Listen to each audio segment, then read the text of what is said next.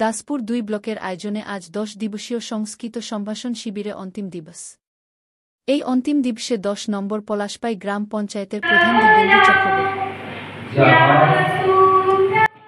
প্রধান অতিথি অরুণ চক্রবর্তী, পশ্চিমবঙ্গ রাজ্য সনাতন ব্রাহ্মণ ট্রাস্টের কার্যকরী সভাপতি পদ্মনাম চক্রবর্তী, রাজ্য সাংগঠনিক সম্পাদক গণেশ মিশ্র, রাজ্য মেম্বার সুদীপ চক্রবর্তী এবং অন্যান্য বিশিষ্ট অতিথিবর্গ সবাই উপস্থিত ছিলেন।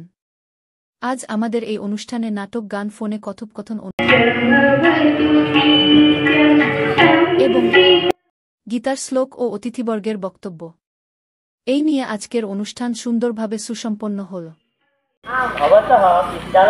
ব্রাহ্মণদের কাছে আমার অনুরোধ, আমি সহসম্পাদক রামকৃষ্ণ চক্রবর্তী, আমার ছেলে অনিরুদ্ধ চক্রবর্তী এই ১০ দিবসীয় সংস্কৃত সম্ভাষণ শিবিরের শিক্ষক, ওনাকে সবাই আশীর্বাদ করুন ও যেন আরও বড় হতে পারে এবং সুন্দর মানুষ ও সংস্কৃতে সিদ্ধি লাভ করতে পারে।